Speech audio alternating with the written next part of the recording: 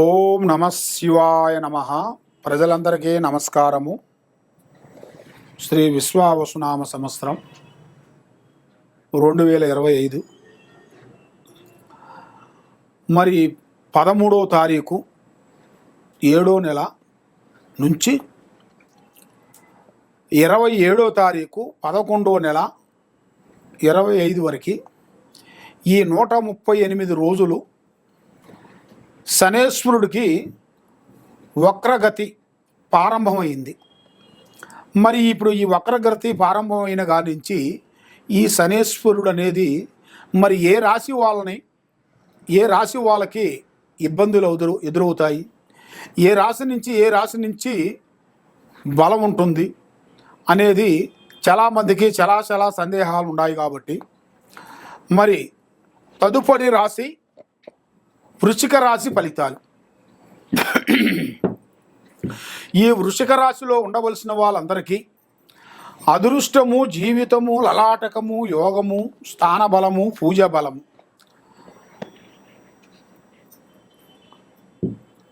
కృతికా నక్షత్రము 1, 2, 3, 4 పాదములనగా, భరణి నక్షత్రము 1, 2, 3, 4 పాదములనగా, మృగశిర నక్షత్రము 1 పాదం అనగా కలిస్తేనే వృషభ రాశి ఫలితాలు. మరి ఈ వృషభ రాశిలో ఉండవలసిన వాళ్ళందరికీ ఆదాయంలో 11, ఖర్చులో 5, రాజపూజిత 1, అవమానాలు 3. మరి ఈ రాశిలో ఉండవలసిన వాళ్ళందరికీ అదృష్టము, జీవితము, లలాటకము, యోగము.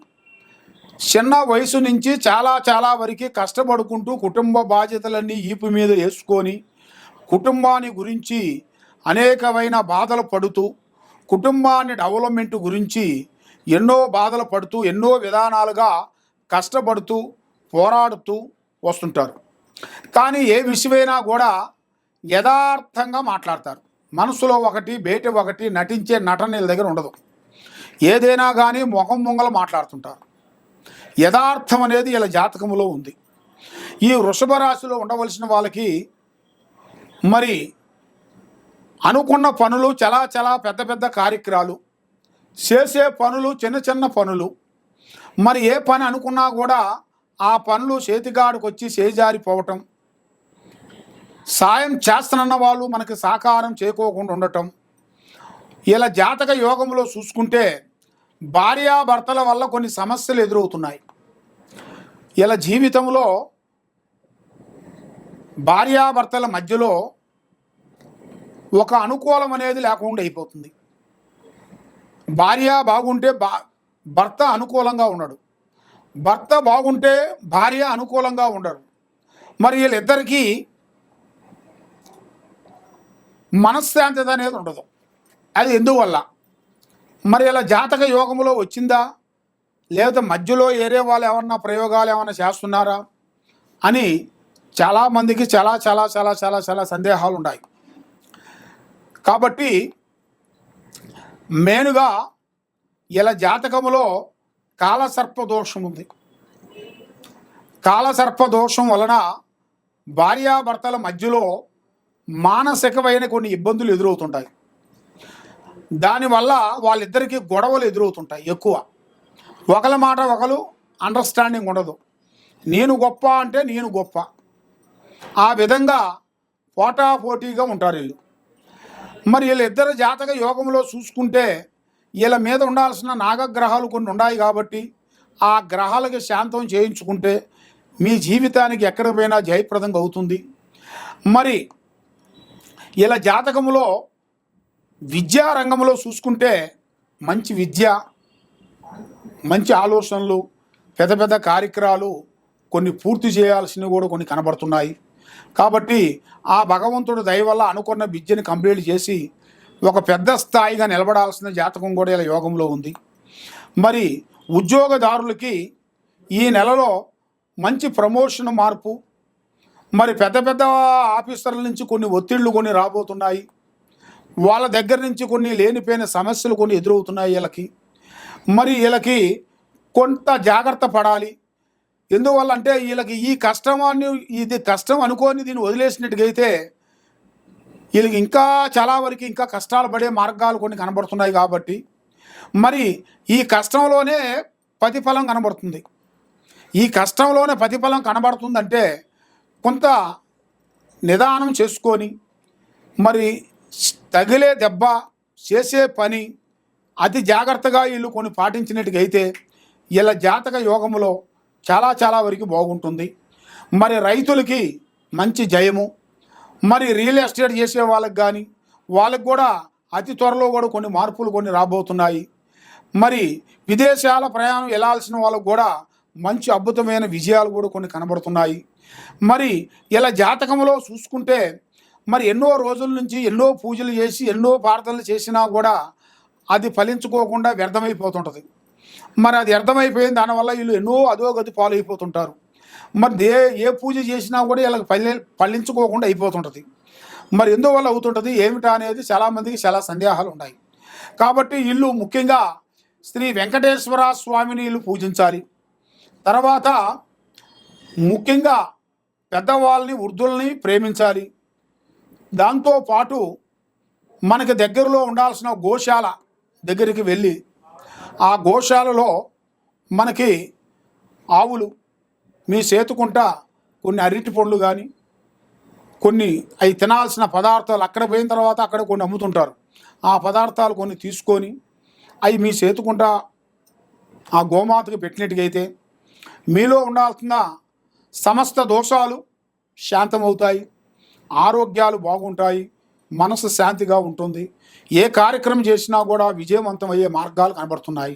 కాబట్టి ఎక్కడెక్కడో పోయి మీరు జ్యోతిష్యం చెప్పించుకొని నిరాశ చెంది ఉన్నారు కాబట్టి తప్పకుండా ఈ కింద ఉండాల్సిన నెంబర్కి ఒకసారి మీరు సంప్రదించినట్టుగైతే మీ పేరుని బట్టి సమయాన్ని బట్టి ఏముంది, ఏం జరుగుతుంది, ఏం జరగబోతుంది అనేది చూసి జాతక చక్రం వేసేసి మేము అన్నీ చూసి చెప్పగలుగుతాం. సర్వో జన సుఖినో భవంతు. ఓం నమ శివాయ నమః. అదృష్టం, జీవితం, లలాటకం, యోగం, నక్షత్రము, స్థానబలము, పూజ బలం. కానీ ఈ శనేశ్వరుడు వలన కొన్ని సమస్యలతో చాలామంది ఎదురైన వాళ్ళు ఎంతో వరకు పెద్ద పెద్ద భగవంతులు దేవుళ్ళు కూడా ఆ శనేశ్వరుడు ప్రభావం వల్ల ఎంతో బాధలు పడుతూ ఆ శనేశ్వరుడు వస్తున్నారా అంటే ఎంతోమంది భగవంతులే పక్కకు వెళ్ళిపోయారు. మనం మానవులం కాబట్టి మనం కూడా కొన్ని జాగ్రత్తలు కొన్ని పాటించుకోకుండా ఏం కాదులే అనుకుంటే దానివల్ల ఎన్నో ప్రమాదాలు, ఎన్నో చికాకులు, ఎన్నో ఇబ్బందులు ఉన్నాయి. మరి ఈ శనేశ్వరుడు ప్రభావం వలన వక్రగతి ప్రారంభమైంది కాబట్టి ఈ 138 రోజులు ఈ 12 రాసుల్లో ఉండవలసిన వాళ్ళందరికీ 13వ తారీఖు నుంచి 7వ నెల వచ్చే నెల ఈ 13వ తారీఖు 7వ నెల నుంచి 11వ నెల 27వ తారీఖు వరకు ప్రారంభం అవుతుంది. కాబట్టి ఈ వక్రగతి శనేశ్వరుడు గ్రహ ప్రభావం వల్ల ఈ 12 రాశుల్లో ఉండవలసిన వాళ్ళకి కొన్ని జాగ్రత్తలు, కొన్ని నియమాలు కొన్ని పాటించాలి. కాబట్టి మనం ఏ కార్యక్రమం చేస్తున్నామో, ఎక్కడికి వెళ్తున్నామో, ఏ పని చేస్తున్నామో అనేది మనకి మెయిన్ ఇంపార్టెంట్ అయిన విషయం. కాబట్టి మనకి ఏం పర్వాలేదులే, మనకి భగవంతుడు తోడే ఉన్నాడు, స్నేహితులు దగ్గరలో ఉన్నారు, భగవంతుడు ఇచ్చినట్టుగా మనకి డబ్బులు ఉన్నాయి, బంగారం ఉంది, డబ్బు ఉంది, అన్నీ ఉండయిలే, ఏమి కాదులే అనుకొని అశ్రద్ధగా మనం పాటించినట్టుగైతే దానివల్ల ఎన్నో ప్రమాదాలు కొన్ని ఎదురయ్యే మార్గాలు ఉన్నాయి. దానివల్ల కొన్ని జాగ్రత్తలు మీరు కొన్ని తీసుకోకుండా అజాగ్రత్త వల్ల మీరు దానివల్ల ఎన్నో ప్రమాదాలు కొన్ని కనబడుతున్నాయి. కాబట్టి మీరు ఏ కార్యక్రమం చేసినా ఎవరు పడితే వాళ్ళని నమ్మటం కానీ, ఏ కార్యక్రమం అయినా కానీ, ఏ బిజినెస్లో అయినా కానీ, ఏ వ్యాపారంలో అయినా కానీ ఆశతూసి అడిగేయండి, తొందరపాటు వద్దు. మీలో ఎలాంటి సందేహాలు ఏదన్నా ఉన్నా ఈ కింద ఉండాల్సిన నెంబర్కి మాకు సంప్రదించినట్టుగైతే మీ జాతకాన్ని బట్టి, మీ యోగాన్ని బట్టి, మీ నక్షత్రాన్ని బట్టి, మీ కుదురు ఎంతవరకు వచ్చింది, మరి మీకు ఇంకా కుదురు నుంచి ఎప్పుడు వరకు రాబోతుంది అనేది మీ స్థితిగతులు మొత్తం చూసి చెప్పగలుగుతాం. దేనికైనా ఒక పరిష్కారం దొరుకుతుంది. మనకి ఏ గ్రహాలకైనా ఒక పరిష్కారం ఉంది.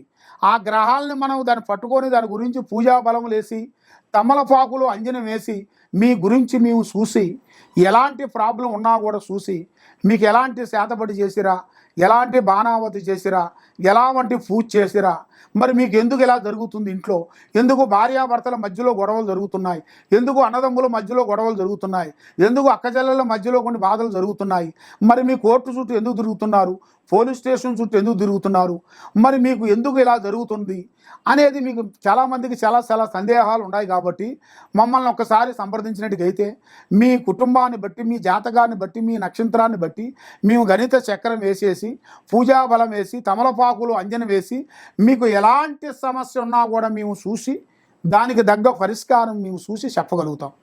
సర్వో జనా సుఖినో భవంతు. ఓం నమః శివాయ నమః.